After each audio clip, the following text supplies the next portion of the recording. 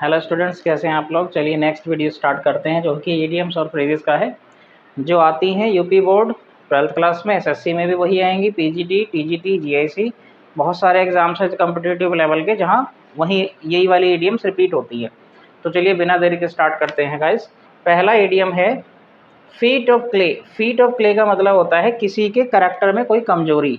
कमजोरी मतलब चरित्र के अंदर कोई कमी होती है। जैसे मान लो, अच्छा स्पेशली जो ईडीएम है यूज होता है सेलिब्रिटीज के लिए, रेस्पेक्टेड पर्सन के लिए यूज होता है। सेलिब्रिटीज के किसी भी रेस्पेक्टेड या एडमायर्ड जो व्यक्ति है, जिसकी प्रशंसा खूब हो रही समाज में, उसके चरित्र में जो कमी होगी उसको क्या बोलेंगे, फीट ऑफ क्ले।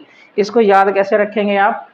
जो क्ले होती है वो कमजोर होती है, तो अगर किसी इंसान के कमजोर पैर हैं तो उसकी करेक्टर में कमी हो गई ना, याद कर सकते हैं इससे ना। तो a weakness in one's character especially of a respected person. किसी भी रेस्पेक्टेड यानी जिसका वाहवाही हो रही है समाज में, इज्जत है काफ़ी, लेकिन उसके करेक्टर में जो कमी है वो क्या कहलाएगा, फीट ऑफ क्ले। क्लियर। आपके करेक्टर में भी कमी ये कहला सकती है, इज्जत तो सभी की होती है। Next, fish out of water. आपने सुना होगा वही राइमिंग, वो जो पोयम है, मछली जल की रानी है वाली। तो मछली कहाँ रहती है, पानी में। अगर आपने मछली को पानी से निकाल दिया तो वो तो मर जाएगी, है ना। इसका मतलब अगर मछली को पानी से निकाल दिया तो वो अनकंफर्टेबल स्थिति में आ जाएगी। क्यों? क्योंकि उसकी अनफैमिलियर सिचुएशन है। अनफैमिलियर का मतलब उसे आदत है पानी की, वही जिंदा रहती है। आपने हवा में छोड़ दी तो वो सांस से मर सकती है। इसलिए इसका जो मीनिंग है वहीं से आप याद कर सकते हैं, अनकंफर्टेबल, है ना। फिश आउट ऑफ वाटर का मतलब क्या है, uncomfortable in an unfamiliar situation. अब ये अप्लाई कैसे होगा। मान लो आप सिगरेट वगैरह नहीं पीते, लेकिन बस में आप जा रहे हो, सारे सिगरेट वाले ही मिल गए, है ना। या कहीं पार्टी में जा रहे हो, सारे दारूबाज ही मिल गए, तो ज़बरदस्ती करेंगे आपसे, या फिर बस में तो कम से कम धुआं छोड़ के परेशान कर देंगे। तो you will feel like fish out of water there, है ना। पार्टी में आपसे कह रहे हैं भैया तू भी पी ले, काय को पियो भाई, तो आप कैसा करेंगे, यार मज़ा नहीं आ रहा है, अनकंफर्टेबल सा फील हो रहा है ना। तो उस चीज़ को क्या कहेंगे, I am feeling fish out of water, यानी I am feeling uncomfortable in this particular situation. यानी किसी भी परिस्थिति में आप अनफैमिलियर सिचुएशन में फंस गए और कैसा फील कर रहे हैं, अनकंफर्टेबल, है ना। Next, flash and blood. Guys इसके दो मीनिंग है। एक तो अर्थ क्या है इसका, ह्यूमन नेचर, मानव व्यवहार, है ना। दूसरा, अ पार्ट ऑफ फैमिली। तो ये मानव बर्ताव में जो आएगा ना, जैसे मानव से क्या एक्सपेक्टेड किया जाता है, काइंडनेस। काइंडनेस, है ना। क्रूवल नहीं है इंसान, मतलब है लेकिन वो एक गलत क्वालिटी में आता है, इंसानियत के अंदर नहीं आता। तो अगर आप कहेंगे it is a matter of flash and blood, इसका मतलब इंसानियत की बात चल रही है भाई साहब, किसी और चीज़ की बात नहीं चल रही। पहला मीनिंग तो ये हो गया।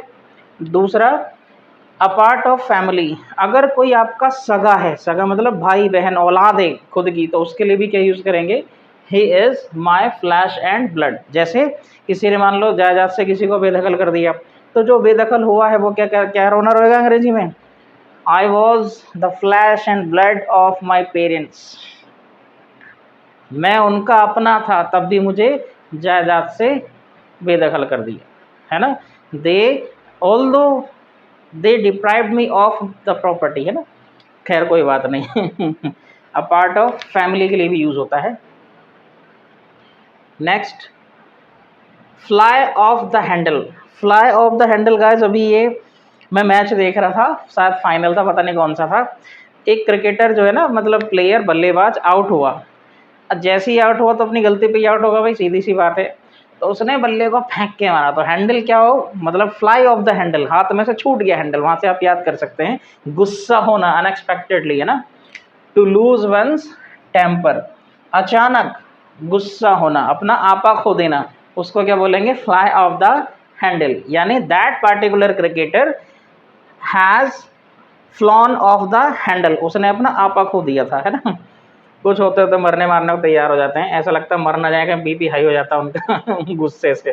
खैर कोई बात नहीं। नेक्स्ट है 40 विंग्स। 40 विंग्स तो शायद आपको पता होगा, ज़्यादातर नैप को बोलते हैं। नैप मतलब दिन में जो छोटी सी हम झपकी लेते हैं उसको क्या बोलते हैं, नैप। तो 40 विंग्स ये पलक झपकने से रिलेटेड है ना। पलक झपकने से रिलेटेड है ये 40 विंग्स।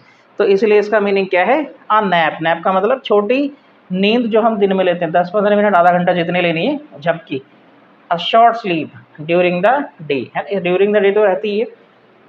नेक्स्ट फ्रेंच लीव, तो ये तो बहुत रिपीटेड है गाइस, इसका मतलब है बिना बताए छुट्टी, यानी बिना परमिशन के आपने क्या मार ली, छुट्टी, तो दैट छुट्टी will be called French leave, है ना।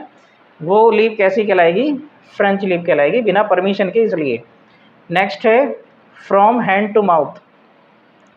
हैंड टू माउथ, इसका मतलब केवल गुजर बसर करना, मतलब इतना पैसा कमाना, जानबूझ के होता है ऐसा, जो इंसान ऐसा करता है वो जानबूझ के करता है, केवल इतना सा पैसा कमाना कि मेरा जीवन जो है चल जाए। इसे पता नहीं अजीब सी भाषा में जो इनफॉर्मल लैंग्वेज होती है ना, जिसको सुनना पसंद नहीं करते अच्छे लोग, कहते हैं दाल रोटी चल रही है, रोजी रोटी। अरे यार, रोजी रोटी का मतलब ये थोड़ी है कि तुम आए हो दुनिया में तो केवल रोजी रोटी कमा के और निकल लोगे, नहीं, आप यहाँ समृद्ध होने आए हैं तो समृद्ध होइए। तो ऐसे लोग क्या कहते हैं, ऐसे लोगों को क्या कहते हैं, they are living from hand to mouth. इसके साथ गाइस ये भी आ सकता है, to live, to live, to live from hand to mouth का मतलब है someone is living only like labouring, है ना, only on labouring, clear. From hand to mouth का मतलब है केवल इतना पैसा कमाना जिससे हमारा काम चल रहा है, जीवन चल रहा है, एक भी चमन्नी एक्स्ट्रा नहीं कमाना, मतलब रोजी रोटी चल रही है बस, है ना। To have just enough money to live and nothing else, कोई चीज़ एक्स्ट्रा नहीं। मान लो इसका साइकिल खरीदने का मन है, ना जी पैसे ना है। आज कहीं रेस्टोरेंट में जाने का मन है, रेस्टोरेंट तो दूर की बात है, कहीं चाय पीने का मन है छोटी सी दुकान पर, ना जी पैसे ना है। इस तरह का व्यक्ति क्या, किस तरह का जीवन जीता है, ही lives from hand to mouth, केवल जी रहा है, पता नहीं कैसे जी रहा है वो, खैर अपनी अपनी सोच है। 8वां देखो, from pillar to post. From pillar to post, इसका मतलब होता है हिंदी में गाइस, मारा मारा फिरना। मारा मारा फिरना कई परिस्थिति में होता है। मान लो आपकी जॉब ऐसी है ना, कि आप एक जगह से दूसरी जगह जा रहे हैं, बार बार ट्रांसफ़र हो रहा है। अब इलेक्शन को ही ले लीजिए, इस समय जून में इलेक्शन चल रहा है ना, मतलब मई जून में चल रहा है। तो पुलिस वाले बेचारे क्या करते हैं, एक जगह का इलेक्शन कराया, फिर अगली बस में तैयार दूसरी जगह चले गए, तो they are going from pillar to post, they are pushed from pillar to post, वो एक जगह से दूसरी जगह जा रहे हैं मारे मारे फिरने। दूसरा, अगर आपका ट्रांसफ़र है, वो तो मैंने बता ही दिया, बार बार हो रहा है, तो या फिर अगर कोई गरीब है, उसका कोई ठिकाना नहीं है, तो वो भी क्या करता है, अपनी बार बार जगह चेंज करता रहता है। तो इसका मीनिंग क्या है, फ्रॉम वन प्लेस या रिफ्यूज यानी शेल्टर, पोजीशन टू अनदर, या तो कोई अपनी बार बार जगह चेंज करेगा, है ना, शेल्टर चेंज करेगा, या फिर पोजीशन, पोजीशन का मतलब है नौकरी चेंज करता है बार बार। आज क्लर्क था, कल वो सिपाही बन गया, सिपाही के बाद वो टीचर बन गया, टीचर के बाद वो पता नहीं क्या क्या बन गया, मतलब पोजीशन ही चेंज करता रहेगा अपनी ना। उसको क्या बोलेंगे, he is living from pillar to post. Next, gift of the gab. Gift of the gab बोला जाता है गाइस बोलने का टैलेंट।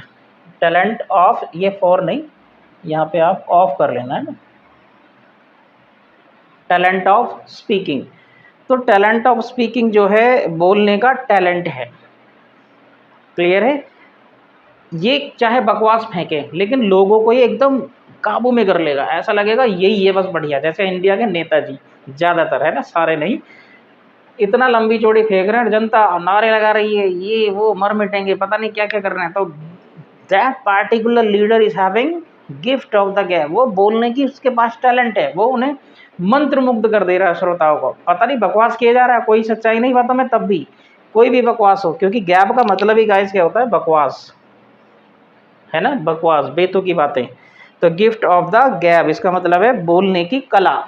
क्या मतलब है, बोलने की कला, क्लियर। लास्ट इडियम देख लेते हैं, गो द होल होग। गो द होल होग ये सिंपल सा है, आप इसको याद कर सकते हैं, टू डू समथिंग कम्प्लीटली और थॉरोली। किसी चीज़ को अगर आपने पूरी तरह कर लिया या पूरी गहराई से कर लिया, थॉरोली मतलब डीप, अच्छे से कर लिया, तो वो क्या होगा, गो द होल होग।